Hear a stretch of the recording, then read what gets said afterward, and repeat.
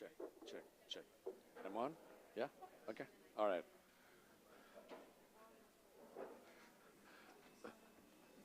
Good morning, ladies and gentlemen. I hope everybody is caffeined up well and ready for the session. The front rows can be seated too. There's no penalty for the student in the front row. I say this to everybody who sits at the back saying, would you like to come to the front? And they say, no, no, no, no, leave me alone. I have too many emails to finish. Welcome to this session on destination management. The destination criteria that we have developed at the GSTC has proven its value. I think all of you are familiar with that to a large extent. Now, we have specifically not chosen to give any weightage to any one particular criteria, right? Because all of them are equally important. Having said that, A1, which is the destination management responsibility, is usually something that people try to focus on with good reason, because that's a starting point. That's the start of the journey. It's also the other reason why we need to kind of look at that, and why we'll be looking at that today, is because that's what defines what we all need to do in terms of its holistic approach to destination management, ensuring that social aspects are recorded, the cultural aspects are recorded, environmental aspects are recorded. So A1 really is the most important of all the criteria that we have. Now, we also know that if A1 is not attended to in its complete sense, usually the destination management plan somewhere down the line hits a road bump, which we don't want happening. So today we're going to have a really high-powered panel. Let me invite my panelists to come on stage. Ladies and gentlemen, please give them a big hand.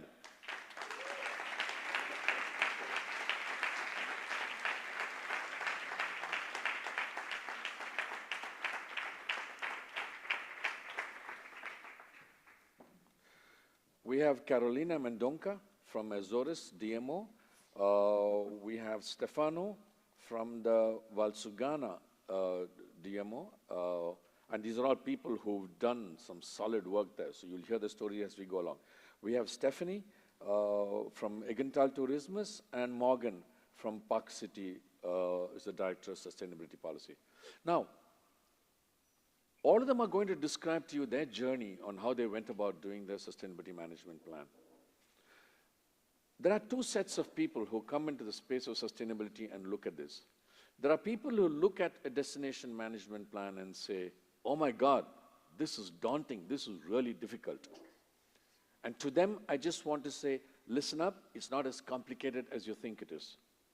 And there are the others who look at destination management plan and say, yeah, it's a planning stuff, it's real corporate stuff, we can do that. And to them, I say, listen up, it's not as simple as you think. The reason I say that is because oftentimes when people write down destination management plans, they do it in a bit of a hurry. Because, let's get on with this, I'm in a hurry to get towards certification. I always tell them, pause, ensure you're doing this right. Because there are aspects which you can overlook, which somewhere down the line you'll have to go back and revisit, and then you lose more time.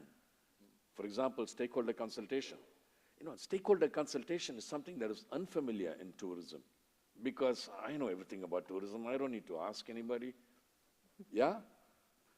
Now, the stakeholder consultation piece for me is one of the most important, because if you ignore any stakeholder groups, the silenced stakeholders, the stakeholders in the margin, the stakeholders who don't have a voice, all you need to do is miss out on one or two of them in the hurry that you do this management plan, and somewhere down the line, it'll come and make your sort of journey uncomfortable.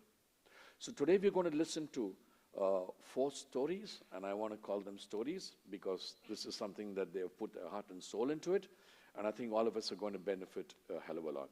So we're going to start with Carolina.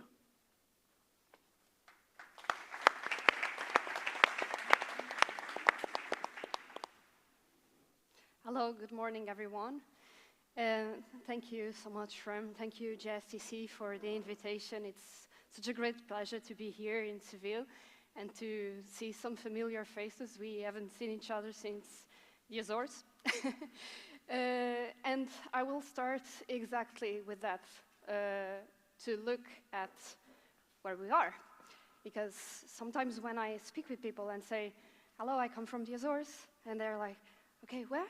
And I'm like, oh, it belongs to Portugal. Oh, Portugal, okay, I know where that is. And then I say, but we are these tiny little dots in the middle of the Atlantic Ocean. Oh, okay. So yeah, I was born here in the Azores, and if we take a closer look, we see that we are 9 islands in the middle of the Atlantic Ocean. And just by our geographical situation, we face so many challenges, such like accessibilities, transportation, the inequalities of access to education, to health services, and of course, when we talk about tourism, we want to decrease seasonality, we want to increase the tourist flows and the dispersion of tourist flows to all the islands, because the biggest island is São Miguel, with about 120,000 inhabitants. And then we have a smallest island over there, Corvo, with just 400 inhabitants. And many people, mainly from the mainland, they say, how don't you get a little bit claustrophobic by being surrounded only by ocean? Well, that's because we have lots of activities to do in the Azores, both on land and sea. We have hiking trails, we have snorkeling, we have diving, we have canyoning, we have so many activities, so we never get bored. And tourists like that too. And since 2015, and after the opening of the aerial space to low-cost companies, we started to see a really fast pace of growth in tourism overnight stays, and we achieved the biggest peak in 2019. So it was really important to reinforce the strategic positioning of the Azores as a sustainable destination. That's why the Azores government decided to certify our destination under GSTC criteria. So the entity that we chose was EarthCheck, because EarthCheck is the world's leading scientific benchmarking certification and advisory group for travel and tourism, and it has a really strong academic background. And EarthCheck is accredited under the Global Sustainable Tourism Council criteria. We really wanted to get certified under GSTC criteria only. So I will not get too much in detail about the certification process, because you would fall asleep. But I want to highlight 2 mainly pinpoints about this process. One of them is that sustainability is only effective if it is a collaborative process. And when we are talking about collaboration here, and I will bring up a little bit of our friend Matt from EasyJet, it's a collaboration with implementation, not just collaboration that stays on workshops. And also that we can't manage what we don't measure. I can't stress enough the importance of data. It's really important that we look into data and analyze data and take this data to the main and relevant stakeholders so that they can make the important and relevant decisions for the destination. So the Azores DMO, the structure that I coordinate, is working as a catalyst for the sustainable development of the Azores as a whole. So we are involving the local government, the tourism stakeholders, private sector, local communities, even the tourists and expertise in this process. So in order to ensure the active participation of all the community, we created many working groups, many teams. So the Azores DMO is constituted by the Sustainability Committee, which is constituted by regional entities that represent the local interests for the tourism industry. Then we have a green team in each island, 9 green teams that are made of the local municipalities. We are 9 islands, but we have 19 municipalities. So they are made of the municipalities, local NGOs, the local Chamber of Commerce, 1 representative of the tourism board, the public working groups made of the regional entities that are responsible to act and to make something for the sustainable destination, and the local companies and organizations. I will talk about this a little bit further. So this is the process that we are implementing in the Azores. So first of all, we wanted to hear them. This process started more or less in 2019. And the first thing to do was to reunite with them, hear them. What are their problems? What is going on each island? What are the asymmetries in each island? Because it's very different to speak about São Miguel, which is the biggest island of the Azores, and to speak about the problems of Corfu, which is the smallest island. So we wanted to hear them. Then we wanted to define the priorities and with them also, and then take those issues, those problematics to the public working groups and say, okay, this is going on in this and this and this island. So what are you doing, or what you plan to do to mitigate these problems? So our main goal here was to enable change and make them aware they are part of the process and that they can really engage in this and be part of the solutions. Then we integrate all the solutions in a sustainability action plan, and every year we monitor the success of the solutions proposed in a sustainability report. Just to illustrate, this was the prioritization we've made with the green teams and the asymmetries of each island. So we can see that it's really different from island to island.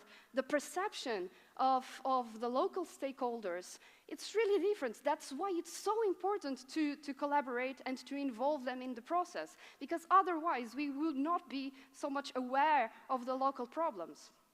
So these problems here talk about transportation and accessibilities, wastewater management, waste management, education, agriculture. So for instance, in São Miguel, tourism strategy is really important for the local stakeholders and municipalities. But for instance, in Graciosa, in which we have water problems, their main problem to tackle is water and agriculture.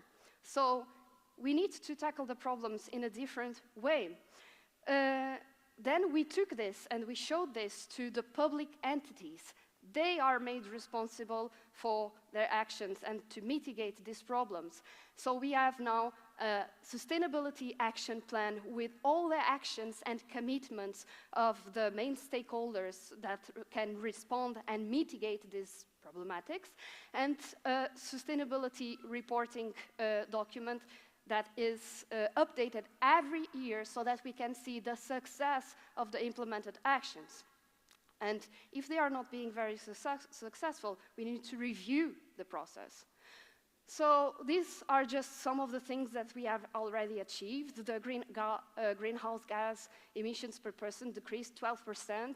5 islands reached 0 landfill in the last year. We installed the first vending revenue machine in every island. The safe water indicators rose to 99% in the last year, and the early school dropout rates dropped by 4% from 2020 to 2021.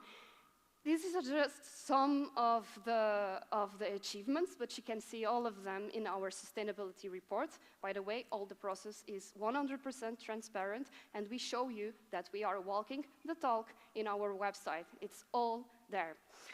So we wanted to involve and bring it up the private sector with us in this path. That's why we created this program called the Sustainability Charter of the Azores, which is a pioneering approach towards the achievement of the Sustainable Development Goals. It started in 2017 with just 40 entities subscribing, and the subscription is really simple. Each entity only has to define, with our help, 3 commitments that are aligned with the SDGs. We have now more than 200 entities and more than 800 commitments assumed. And it is being a very impactful project in all islands, because we have workshops, capacity building, with all these companies in where we help them evaluate their supply chain and integrate sustainability in their business, in the way they do business. So our experience with GSTC has been very beneficial. So we have been able to reinforce the strategic positioning of the Azores destination. We are a leading destination in sustainable tourism. We increased the notoriety because we correspond to the new and more recent demanding for sustainable products and services, and we increased the destination competitiveness. And I really wanted to announce that just yesterday we received the news that we achieved the 3rd level of silver certification by HeartCheck.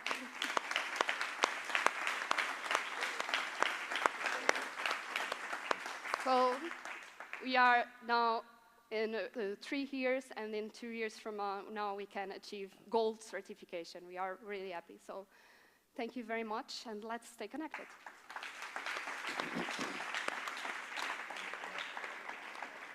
Thank you, Carolina, and congratulations on the certification. It's great.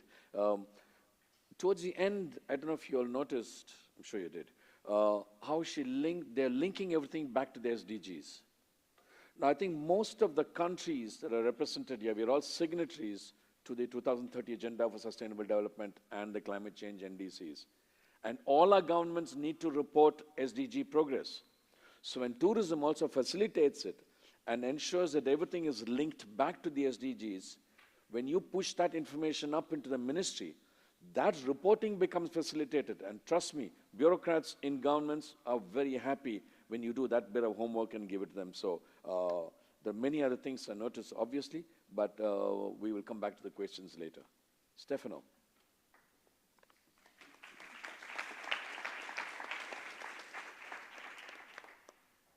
Hi to everybody from Italy, and thank you, Carolina, because your presentation was really inspiring.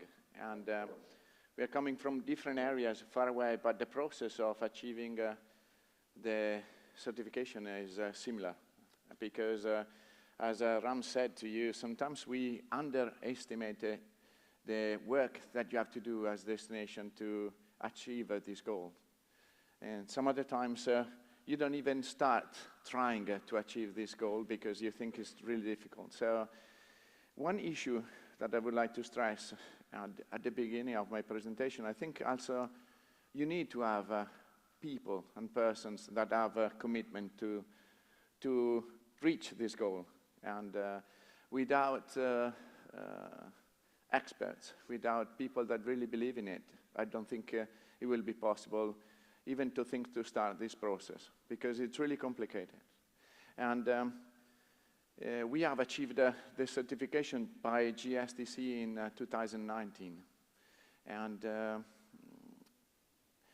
I think I've been changed a lot since then, because first of all, my goal was to get this certification.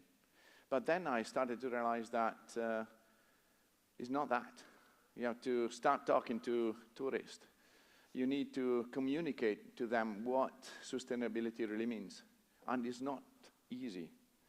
And I think this challenge is a challenge that we cannot afford to do it on our own. But we need to share experiences. So I really thank GSTC for being here. And so I would like to share with you my experience and the journey. I'm here to tell you our story, and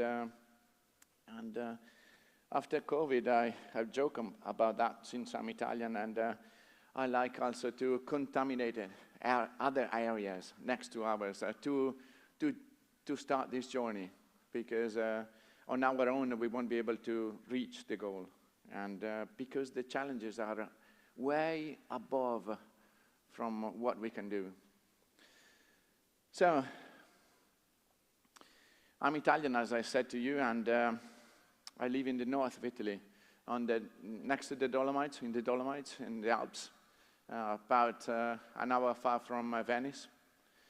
And to come here, I took a plane. Instead, Stefano, which is, she's from Eggental, next door to us. She came here by train. So I think her commitment is definitely much more into it than mine. But anyway, a quick presentation about what we are. I'm not going to tell you what we are selling, and I'm not going to convince you to come to our destination, but I'm just telling you the journey that we have done. We are a valley that is different from San Vigilio Marebbe, which is also next door. The other day, Carlo had the presentation right on this stage, talking about luxury tourism, because he lives in the Dolomites, and he's the responsible of a DMO that just has 7,000 inhabitants, and most of them just live on tourism. Instead, we have a small valley of about 66,000 people, and sometimes we are considered to be a good mixture of agriculture, industrial, tourism, but we do not have one only vocation, and that is the reason that we also undertake this challenge of taking this participation project with all the people that lives in the area. We are really ahead in waste separation and waste collection, and I found it out myself because I'm a destination manager, and before starting this job, it was easier for me because I was just to promote the area and bring all of you coming to my destination. Instead, now the challenges that I have to face are completely different. I have to talk to municipalities. I have to talk to people that are in charge of recollecting wastes. And I didn't have a clue when I started this job, this path. And I found out, I'm really proud to say that we produce more clean energy from hydroelectric power station. We produce more than what we consume. But I never thought of using this issue to promote in a different way my destination, because I was not aware of it. And now, since you are more conscious about sustainability, this is an issue that I can tell you. But the tourist organization, the hotel managers are not using the fact that they are using just clean energy. So we have to talk to them and to make them understand that that is an issue that will empower the perception of value of the destination and of their hotels and camping site.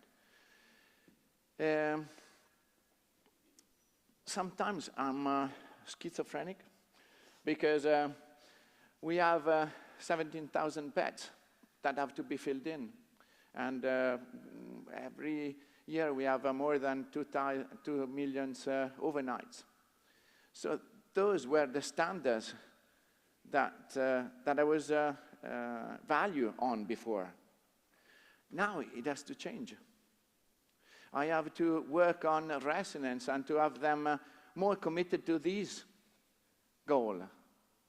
I have to talk to residents because they have to be proud that we live in the best world in the world, the best destination in the world, but it will be the same for you. But sometimes we don't realize because certain offers, we just give it for granted. We have clean water and we just drink it from in our houses. And we go walking in the woods, and sometimes me personally, I did it many times, and last year I was with 3 Chinese journalists, and it was really painful in a way. It was really hard to me to communicate with them, but I took them to this journey up in the mountains, and at the end I stopped and I drank from a river, a tiny river. Then I turned around and everybody was looking at me, the 3 of them. What are you doing? I'm drinking. Can you drink that? Yes, of course. So then we stopped there for 45 minutes. Everybody of them were taking picture of the fact that they were drinking from this small stream. This is the perception that we give it. We don't have that because I was born when I was young, and my father was telling me, drink like a wolf, okay, from the water. And, but now is a selling point. This is a real experience. We have to go back to our tradition, to our culture, to our heritage, and to sell that.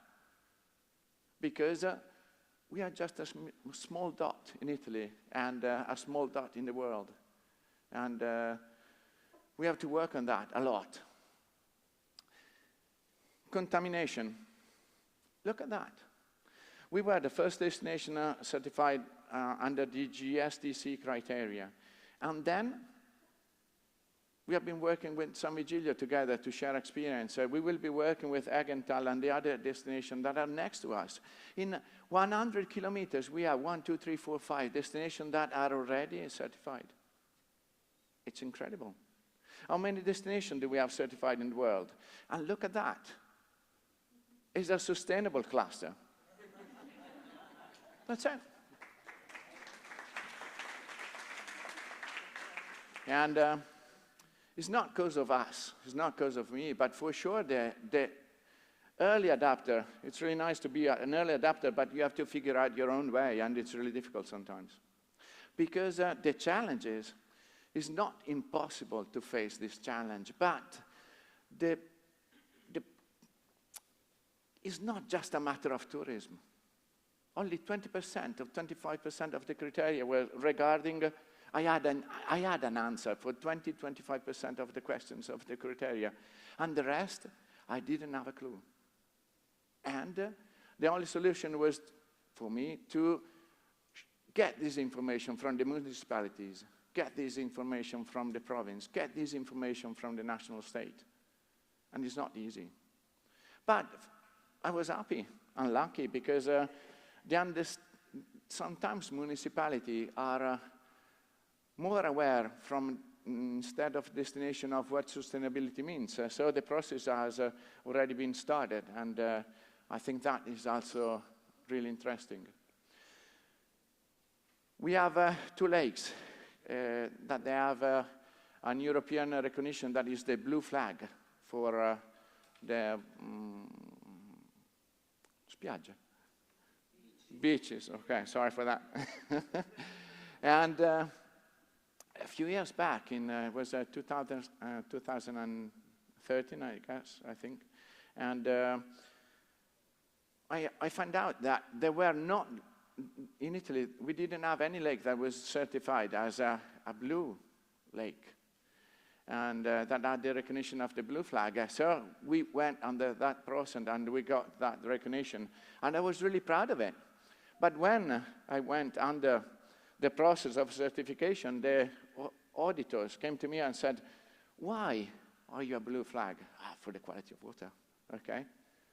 How many times during the year do you collect the water and you do the analysis? It's not my issue. Tomorrow will be your issue. And I found out that we do analysis of the quality of the water every month. And during the high season, June, July, August, and September, they do it 4 times a month. And there's a certified company that do that. They do that. And so it's also a process where you can enhance your knowledge of the destination. And it's really, really nice, and it's really important. We started I go faster now, but 2017 we started the process, and it was really nice because we started the process because we wanted to have something unique to sell, to be different from the other destination. And I didn't know how many certifying body that were existing, and we found it, and I didn't even know if there was a certifying body to certify us. And I opened a door and I found it more than 200 logos. But at the end, we choose GSTC. We came to at the bottom end with 3 different companies and criteria. And we took GSTC because they didn't have a destination before, so I said, okay. And in 2019, we took the certification where we have been recognized. And we keep on, after that, we change our way of communicating. Before, I was just using a stamp and said, oh, I'm certified. I'm a destination that has been certified. But now, it's all the way around. So the first answer is, the first question is, why are we certified? We are certified because we do that, that, and that, and that. And for this reason, we are certified. And it's really difficult to communicate to tourists, because all of you want to go in a destination that is certified, but it's really difficult for me to communicate to you what you really want, because it's difficult to understand what sustainability means. And you cannot achieve this goal on your own, and you have to share experiences and get data with the rest. It's like Carolina, just as I explained to you, it's the same process. It's a participating process. And now we are taking this challenge since GSTC in November 2021 allowed to take this collective certification. We have started this process, but not on our own. I'm not an expert in certification procedure. It was easier before. I was just promoting a destination and doing publicity and campaign to bring you all here, and now you cannot do that on your own. So you need a consultancy, and we found Etifo that established this disciplinary in January of this year, sorry. We are not at the end yet. And we start talking with different hotel managers to undertake this challenge. And we are working on that. Our goal is to get this certification by June of 2023. Even that, at the beginning, I thought it was easy, but then it's never easy. But you can achieve it. You have to spend loads of time in doing coaching with the hotels manager, but I think it's really worth it to do it. And this is the end of my presentation, but we have to leave, we live in a world that is not sustainable anymore. And 20 years ago, we were talking about sustainability regarding just the green aspect of it. But it's just a development of the destination of the area, and everybody has to be involved. We now are investing on our residents. They are our first ambassadors. We have a long way to do it, and we cannot be alone. And we need you to share experiences, and this is my takeaway for you. Undertake these challenges. It's really worth it. Ciao.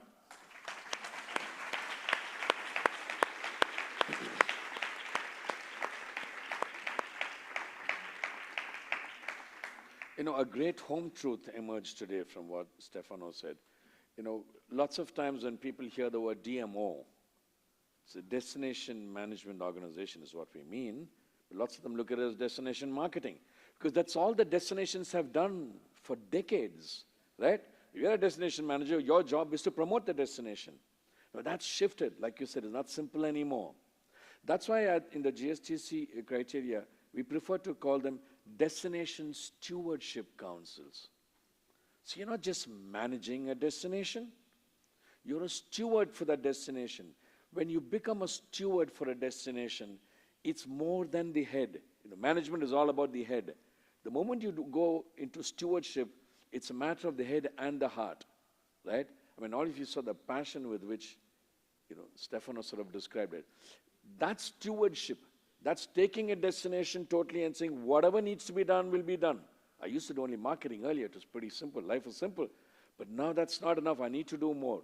And that journey from being a destination management organization to a stewardship organization in spirit is what we've been hearing now, and what we're going to hear in the next two discussions also. Thank you, Stefano. Stephanie? Your turn to wow us.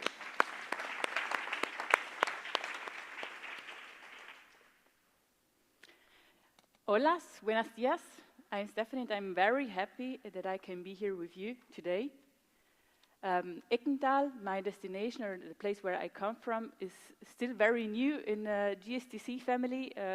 We got the certification by Green Destination just in October, so it's very fresh.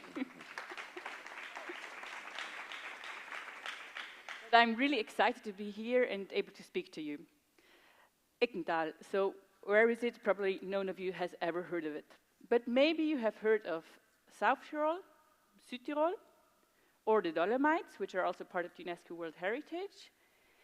And maybe you've heard of Südtirol, but not Eggental, that's I'm pretty sure. Because we're very small, like our valley has only 8,000 inhabitants. So nearly everybody knows each other. That has its benefits, but also the negative sides. And our area in total is 200 square meters of the size. So that you know where we are, in the middle of the mountains, in the middle of nowhere, somebody could say. Close to Stefano, more or less.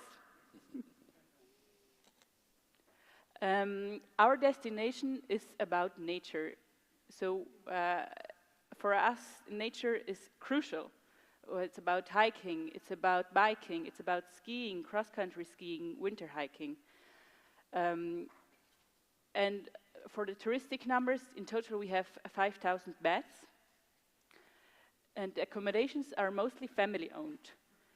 So that's also very important and crucial in this part of sustainability, because most of them, they're not really businesses, they are family-owned properties from one generation to the other. And that, in the accommodations, we have only 17 accommodations who are in the 4-star and 4S-star sector. All the others are even smaller, so not many beds, small structures, farmhouses, apartments, and so on. Our arrivals are 160,000. This is, reference here was 2019, and 750,000 overnights. Also, we are facing like the issue with seasonality. So one of our goals is also like not to have the peak in August and in some moments in wintertime, but to make it more sustainable for all of us during the whole year. For our organization, like for the touristic organization, we have 3 different organizations in our 3 main municipalities. One tourism cooperative, which I work for, so the DMO, and I work only actually for sustainability and for product management.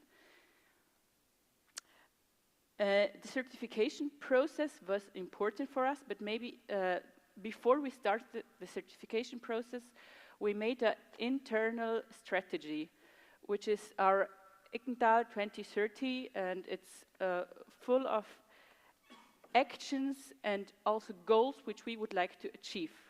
It was a participative process with over 40 people which were engaged from the whole valley, and it was very important. We were accompanied by experts, and we introduced methods which were completely new for our people living there, like, because already if you sit only in a circle and not on normal benches, they think they're crazy or stuff like that.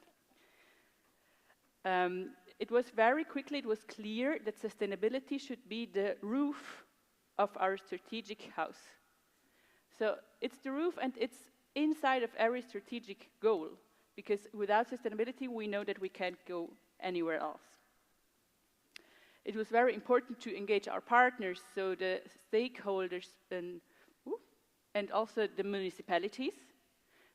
2 municipalities are climate municipalities, because also Stefano said it's very important to take the municipalities, the mayors, with us, because otherwise you will go nowhere. And we organized our working groups and our team with one green team, which has 13 members, and we unite 2 times per year at least, or 3 times. And we have organized ourselves with different working groups where we, dependently on the subject, we engage farmers, or we engage whatever, who's experts in this field. So there's one working group which is more into communication and awareness, because here's of course also crucial to get in contact and to get the feedback of the locals, because otherwise tourism has no future. We have a working group which is more on the waste management and water management side. Then we have one other working group which is engaging also with the other areas in the Dolomites in South Tyrol, because of course we face very similar problems. Mobility is one of our biggest issues. Here we also partner up with the region of South Tyrol and with the different municipalities and experts. We have other projects which engages the different e-bike sharing systems in Eggental. So we bring actually together also the competitors, and they work with each other on a project which is actually doing good for the local community. Also for the hotspot management, we have this beautiful lake, but unfortunately it's causing really more problems than benefits at the moment, because it's so beautiful and everybody wants to go there, and we have to pay attention on the management of the people who come here. In general, also what concerns product management, here it's important for us that we work with local partners, and that we try to preserve our culture and their tradition, and that we engage with the local people. One of my dearest projects is the one with the regional cycles, where we work directly with the farmers and the owners of the hotels and the restaurants. It's super simple actually that they sell their products on WhatsApp groups, but it's something which didn't happen anymore that directly, and it's important that it does. Regarding tourism mindset, we made surveys. We try to really add value also on the local society, organize workshops and things which educate also the guests and our partners. So, and challenges, there are so many challenges. I think the biggest challenge, or maybe one of the biggest challenges, is that sustainability starts in the mind. And it's not easy to reach out to all the people. So for us, or for me, I'm new in this position, so I work for Eggental already only since March. And we are also, or probably also you are in the same situation, that it's not everything clear how to do or how to face with climate crisis, with all these big problems which are just coming to us or are already here. So how to engage really with the people is for us one of the biggest challenges. So thank you very much.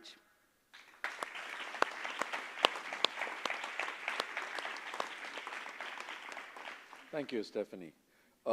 You notice in the beginning of her presentation, she put up the strategic plan, and it's a plan that is not going to finish early. It's 2030, right? You saw in the plan from Azores also, right? So this is, I just finished a 2-day training program, and I think some of my students are here. We talked about, a multi-year strategy. A sustainability development plan for a destination cannot be short-term. It has to be a long-term plan, because it takes time. There are challenges that you need to sort of look at. So always we talk about it being a multi-year plan. And also, when it is a multi-year plan, like all of them have done, you have the opportunity to revisit it and, to fine-tune it and to change it as you go along. And so you're beginning to see the trend, from the examples here, that, it needs to be a long-term plan, and you need sort of continuous improvement on that. On that note, we'll have Morgan from across the Atlantic. Hello. If y'all will just bear with me, I have a page full of stats to just pull up. Okay, hi everyone, I'm Morgan, I'm from Park City, Utah. And first of all, I just want to thank the panelists here, and it's really exciting to be here as a destination that is newer to the GSTC process and in developing a formal sustainable tourism program as a destination. And so I encourage really all of you here and my fellow panelists that as I'm talking about some of the pain points and some of the processes that we've gone through, if you see yourself reflected in those, I would be very happy to know you, because I think that there's so much benefit in just knowing one another and talking about some of the commonalities in our destinations. And so with that, let me actually show you where Park City is. Being an international conference, often people, even in the US, don't even know where Park City is, especially if they're not ski enthusiasts. But this is where we're located, quite close to Salt Lake City, so about 35 miles from the airport to get to Park City, so door to door, 40 minutes. It's a community that is still relatively small and has a pretty restrictive geography. It's about 17 square miles, and about 10 square miles of that area is actually preserved land. That being said, you can see surrounding Park City, there are a number of other communities. Some of them are up and coming other tourism destinations that we obviously have some regional work to do with them. And some of them are more of kind of bedroom communities that a lot of folks that work in Park City will travel into our town for employment. And so, as I mentioned, Park City is relatively small. The population is a little over 8,000 residents, but in the larger Summit County area, we have about 36,000 residents. And our demographic mix is largely non-Hispanic white. It's about 80% non-Hispanic white, 15% Hispanic, and then otherwise a smattering of other identities. And so this will just give you some general context. It's looking down at the old town in Park City, and just to talk a little bit about some of the history that we have to grapple with as a destination in the American West. It's the native land for the Shoshone and Ute peoples. And as pioneers came westward through the United States, silver was found in Park City, and so it had a major boom during its founding in 1886 as a silver mining town. And so you see all of these historic structures in our downtown from that silver mining heyday. And as mining declined, the community said, what can we do to preserve ourselves? And they got a grant from the federal government to develop ski as a recreational opportunity. And from there, it's just continued to thrive and really rebuild itself as a community. You'll also see our free trolley that goes downtown. So we're very lucky to have a really well-integrated system in Park City. And so just to give you an idea of things that we're really well known for, we were a host for the 2002 Winter Olympics. And so as you would expect, it's a great place for really all winter sports. But a little bit lesser known is our mountain biking is world-class. It was the first gold level ride center, which invites some opportunities for diversifying our offering for tourism and extending seasonality in that way. And then we also are really an epicenter for adaptive sports. We're lucky to be the home to the National Ability Center, and they provide opportunities for people with different physical abilities to still get out and enjoy nature. Also not pictured here, Sundance Film Festival is something to kind of know about in terms of our identity and some of the challenges that we face. In terms of our visitor economy, as I might have forgotten to mention actually, I service both Park City and Summit County as a larger entity, but the economic driver for that area in terms of the tourism economy really is Park City. And so the visitor spend is an estimated $1 billion in Summit County, a little bit over. It generates $11.4 million in our transient room tax. It generates over 12,000 travel and tourism jobs in the county, and that is about 40% of total employment in the county. And so it's a really integral part to our community, and it's important for the future of our community. Are we going to the next one? There it goes.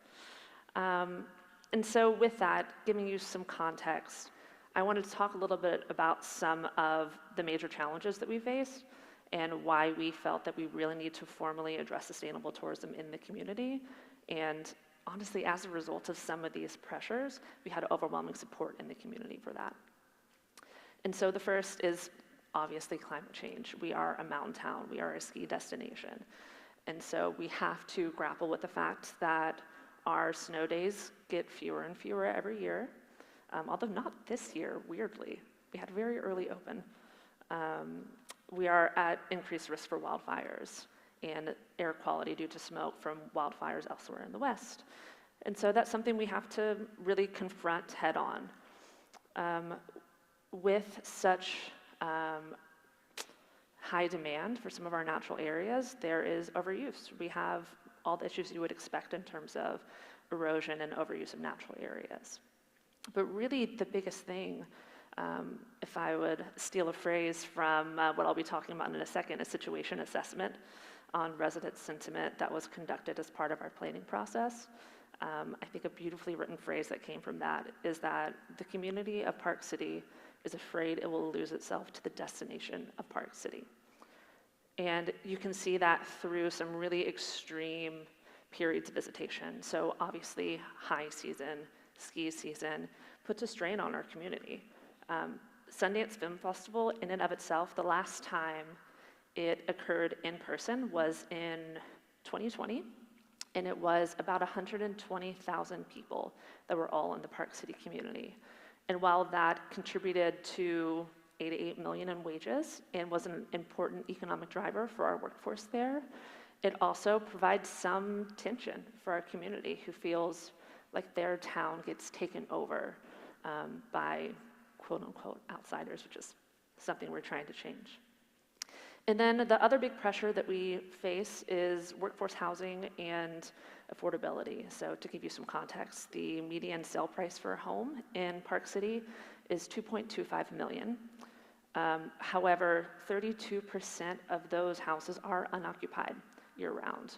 So they are either short-term rentals, they are second, third homes for wealthy individuals, and that leaves about 9,000 workers commuting in and out of Summit County every day just to work. And just as another little stat is our current affordable housing stock provides a home for only 6% of the city's workforce. And so, wow, that time is going fast. I wanted to walk y'all through our timeline and give you an idea of what we've done, where we are in the process, as well as taking a deep dive in who actually made up our Stewardship Council. The first step of that, as many of you have done, we did a GSTC assessment to be able to inform the rest of the process. In parallel with that assessment, we also worked with consultants, the Coraggio Group, to do quite a bit of sentiment survey work, doing focus groups with both residents, workforce, visitors, and business owners in our community to try and get a deeper understanding of exactly what those pain points are with our community members.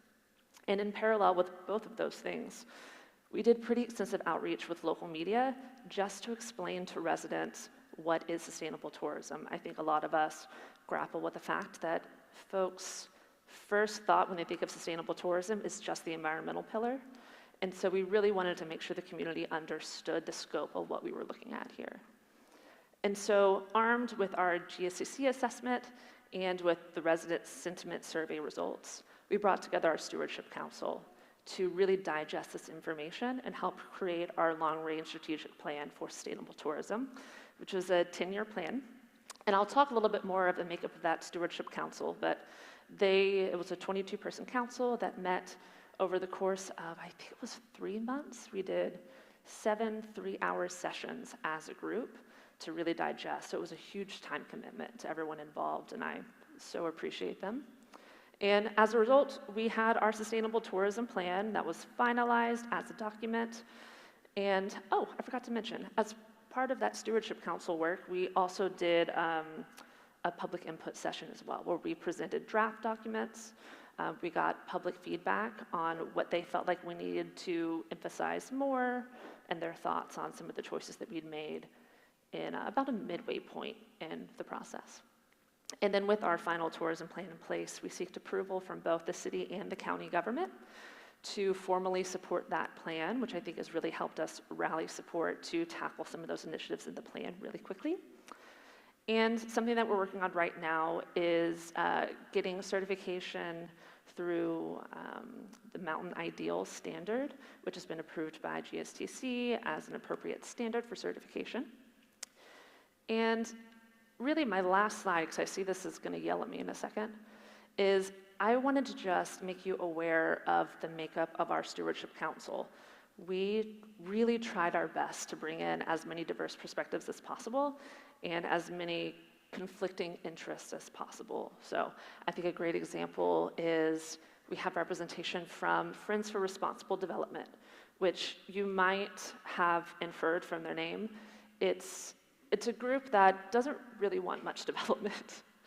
And so they were able to be a part of the process along with Mountainland Community Housing Trust, whose big priority is developing workforce housing.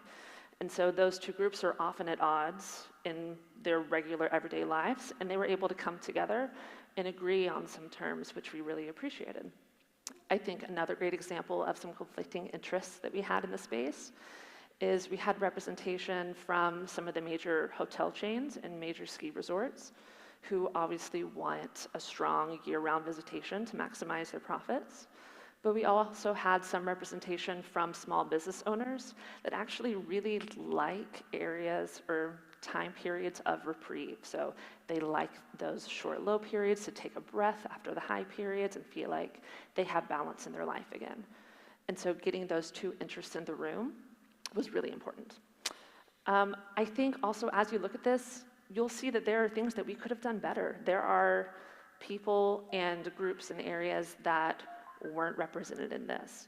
And it's something that we're aware of as a DMO, we're aware of as a community. Did they just cut me off? Rude. That we're very aware of. And so we see our Stewardship Council and the Sustainable Tourism Plan that we developed as a living group and a living document. And so since that plan's release late this summer, I've had so many really wonderful conversations with people about how we can incorporate their perspective more or better in the future, because no council is going to be perfect and no document is going to be perfect. And so with that, that's my contact information. And I have gone way over time, so sorry.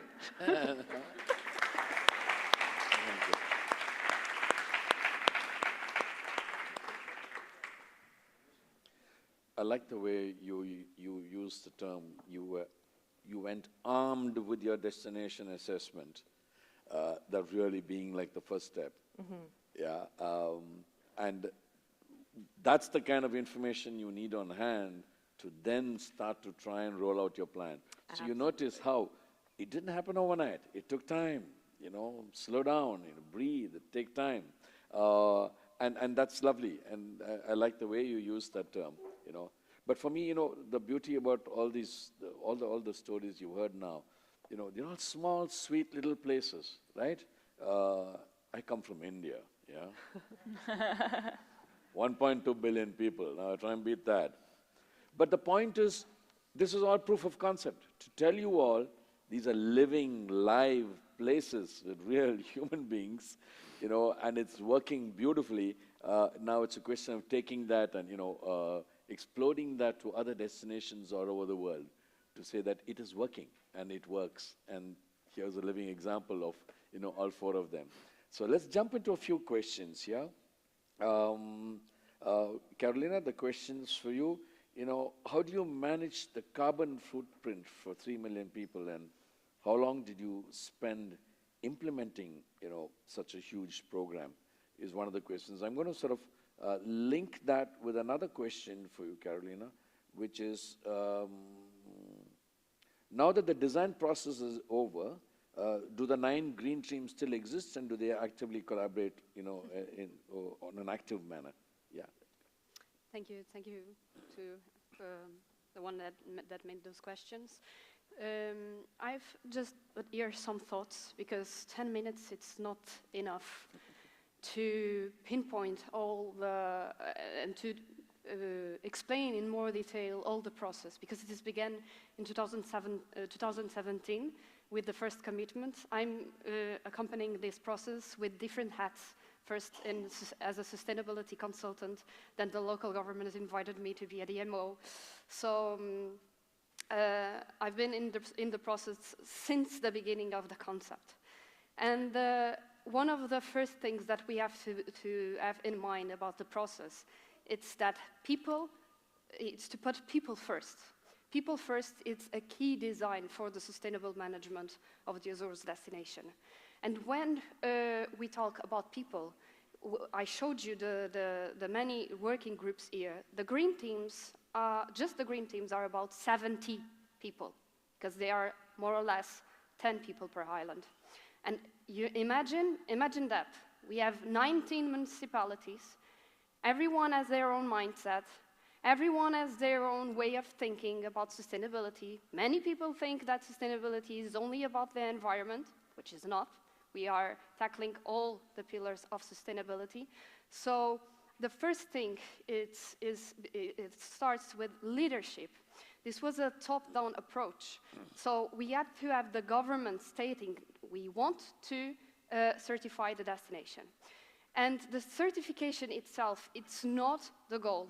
So it's not that like we have the stamp and our job is done. There are no sustainable destinations, fully sustainable destinations in the world. This is an ongoing process, and every year we need to review the process.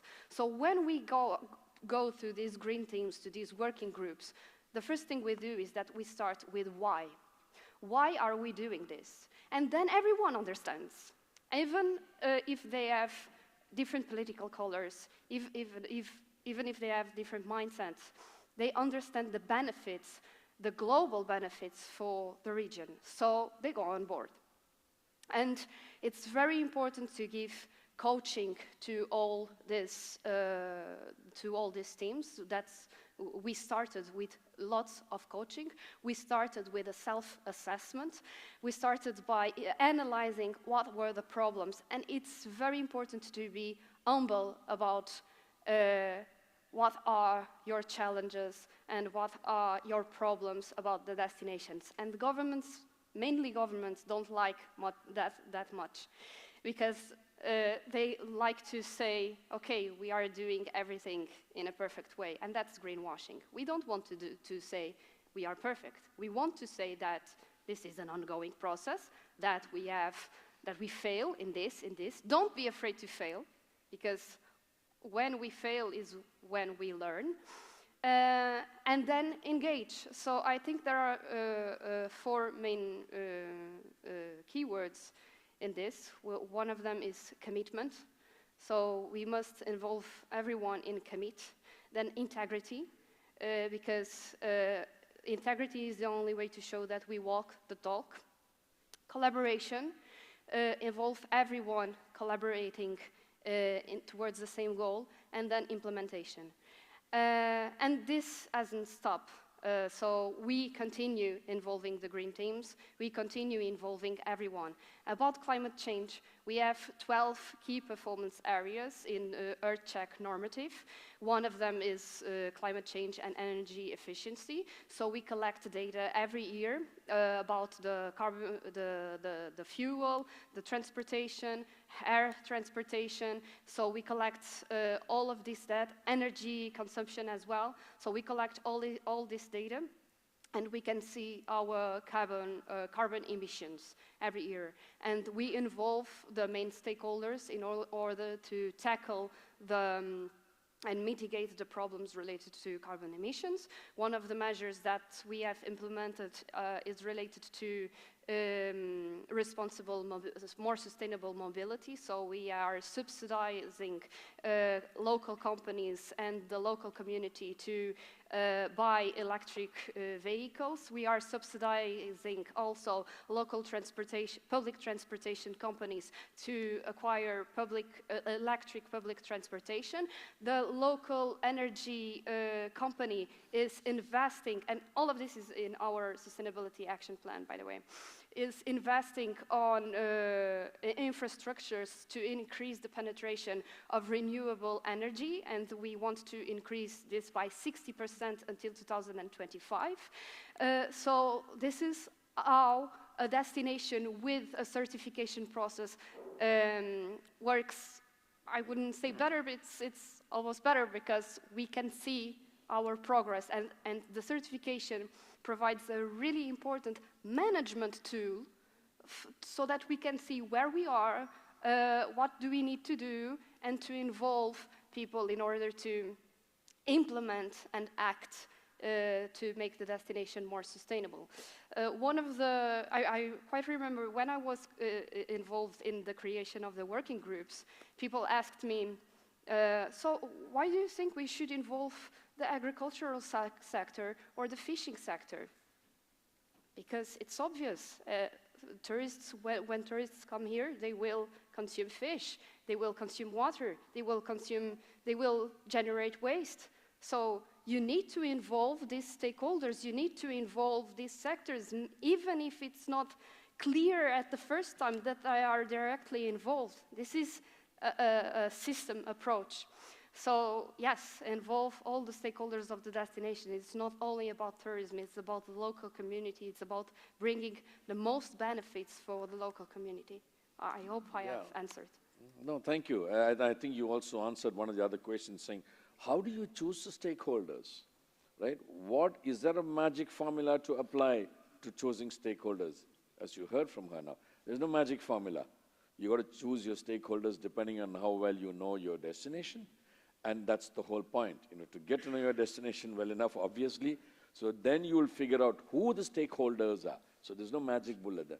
Stefano, one of the questions regarding stakeholders, we're still in that, what were the main challenges that you found during the process of engaging the stakeholders? Did they have problems of, there's not enough money, there's not enough resources for us to be part of this because we need to make changes? Did you face any of those issues when you started talking to your stakeholders? Yes. I think the big issue is to make them understand why it's important to face this challenge of going under this process of sustainability, because it was also difficult for me, I have to admit. So when I started the process, I didn't have a clue where it would have taken me.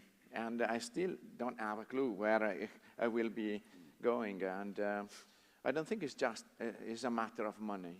It's just a matter of changing your approach and make them understand that it's important.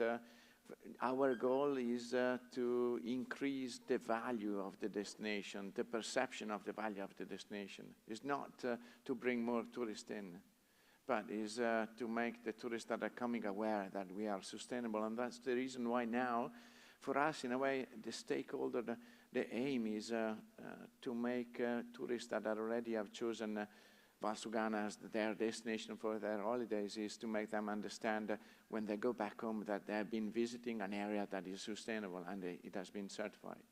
And the challenge regarding this certification is also a dynamic certification. So it's not just like an ISO.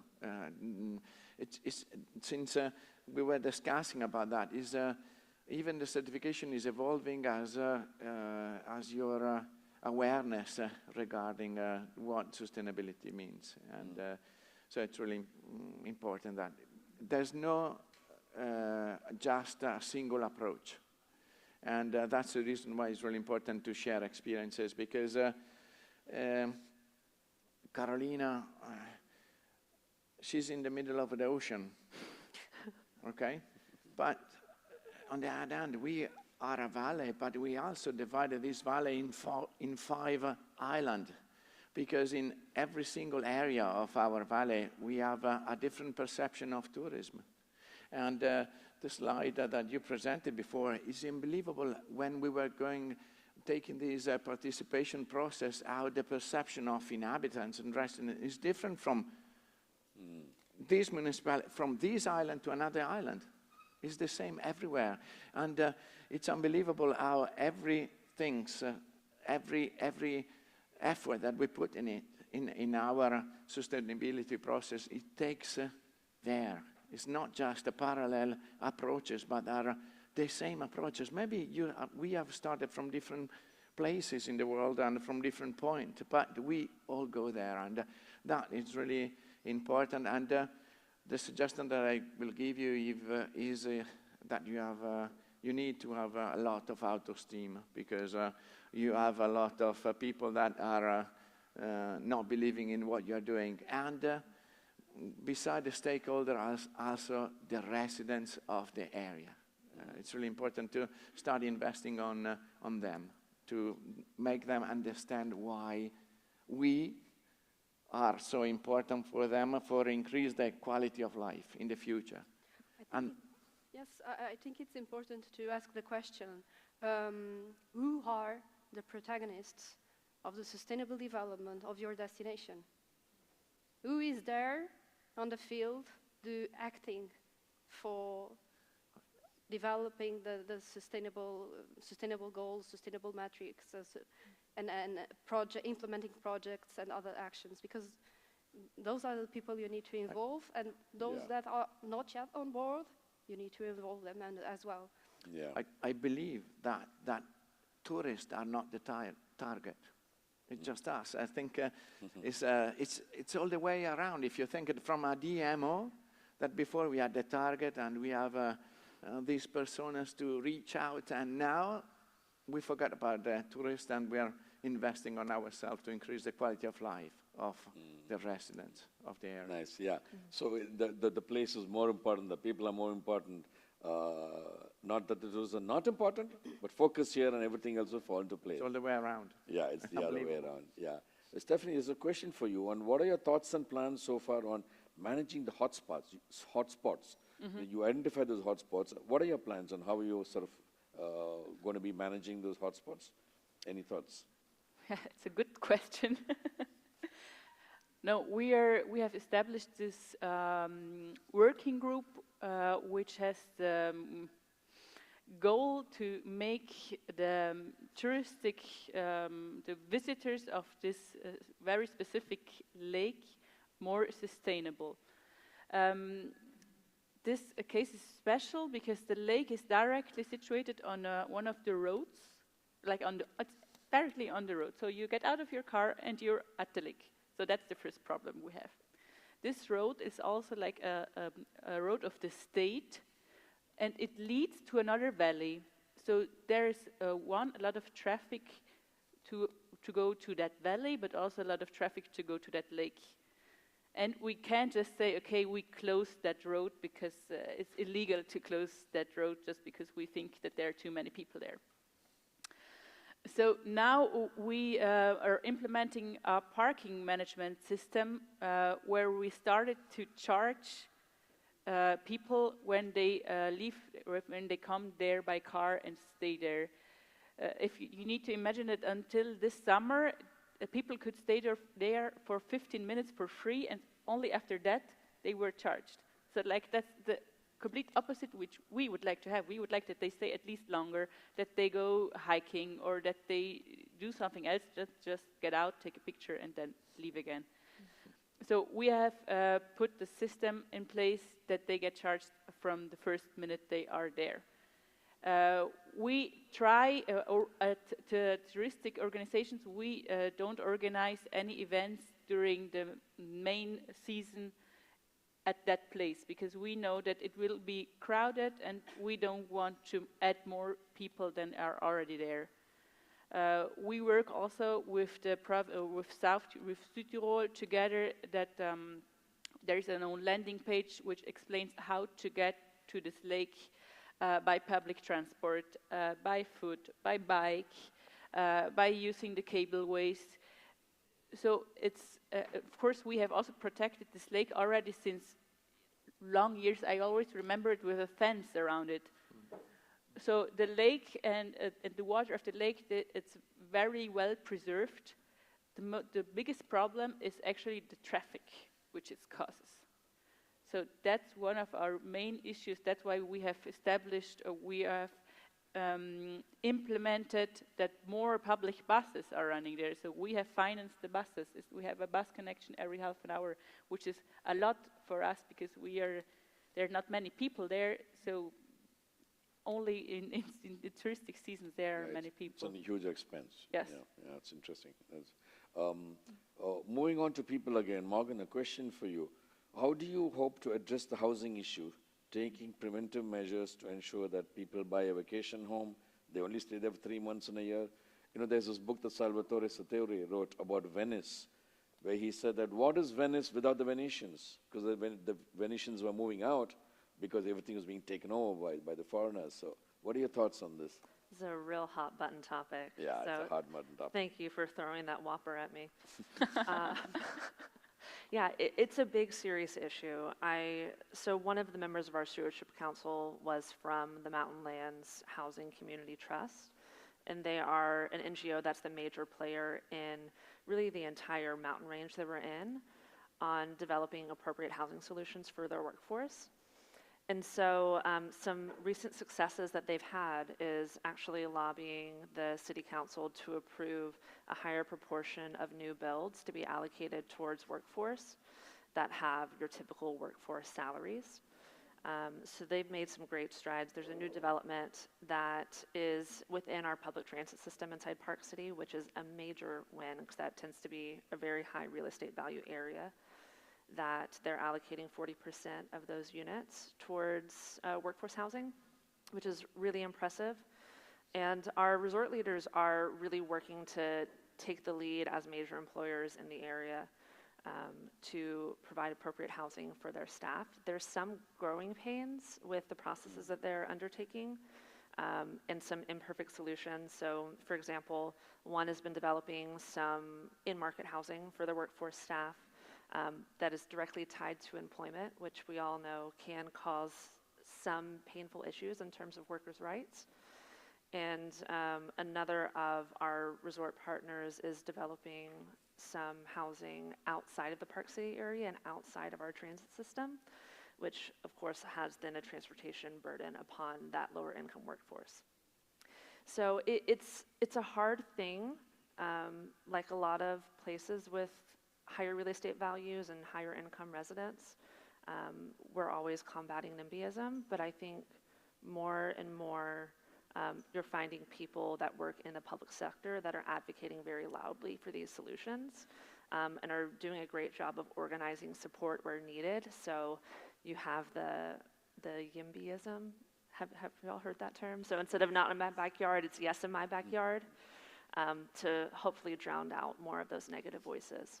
So it's a hard problem, and there's not a clear silver bullet solution, but boy, are we trying. Yeah, it's a process. You got to work this with. Okay, we are way out of time. I think everybody's getting hungry. But before we leave, a quick comment from all four of you. One of the questions asks, what are the 2, 3 main benefits that you all have enjoyed having your destination certified or moving towards certification? What is it that you can say that will inspire other DMOs who are listening here? Carolina, 2 points as to what are the main benefits you have gained. Yeah, first of all, I think it's too bad that we can't answer these questions. Yeah. But let's hope that we can answer them in the coffee break because they are really interesting and we have examples for all of them. Well, 2 main benefits for you. 2 main benefits. Benefits for the local community. I think it's really important, the community well-being. It's crucial. It's a community. And also the good tourism, because we want tourists to keep coming in the future. So sustainable tourism is about that. Okay. It's about making tourism in such a way today that we can assure that they can keep coming in the future. So okay, so community well-being and great tourism business. Yeah. Stefano, 2 big benefits. A completely different approach. It seems like I've changed my work than before. So the targets are different, the aims and the goals that I have to reach are different from before. So it's also for the destination to rethink. It's like having a new destination, and the other second benefit is by approaching sustainability matters, you find out, you start to discover more your destination, and you find out that you have loads of selling points that you never used before. So it's like, oh, Why I never So said it's that? like a whole new destination in your hand suddenly. Okay, great, thank you. For me, I would like to give a personal answer, because I think if you start this process, then you do something really meaningful, which makes sense. Because I was working before in the marketing department of property, and I didn't like. It was already a very beautiful property, also very oriented to sustainability, but still, I didn't want that always more people are coming. I want to go on the other side and do something for the local community.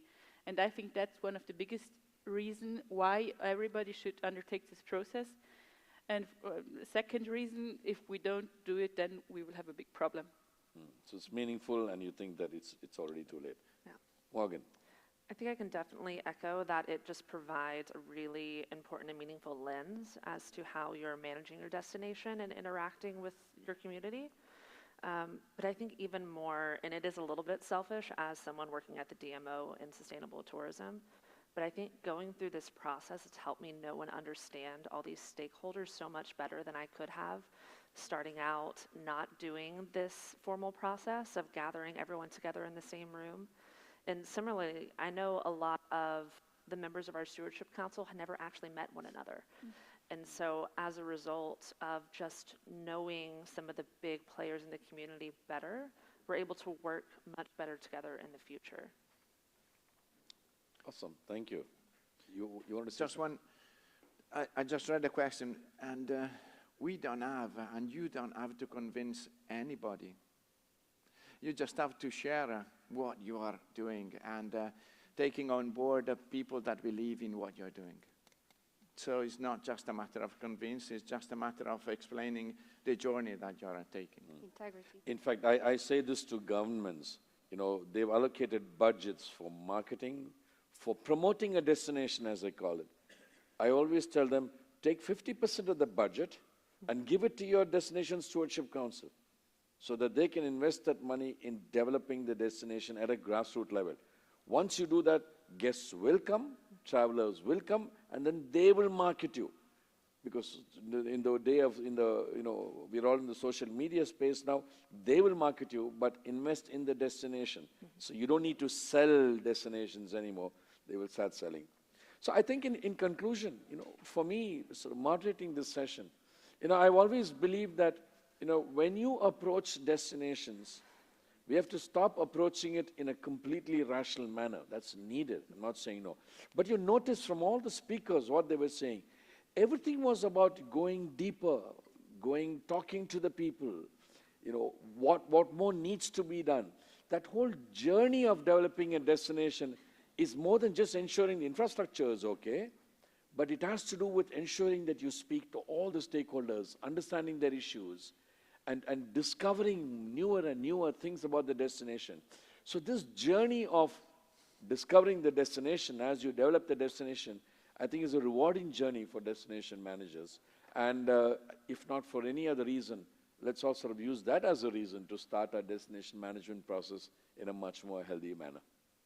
I want to thank the panelists so much for sharing their thoughts.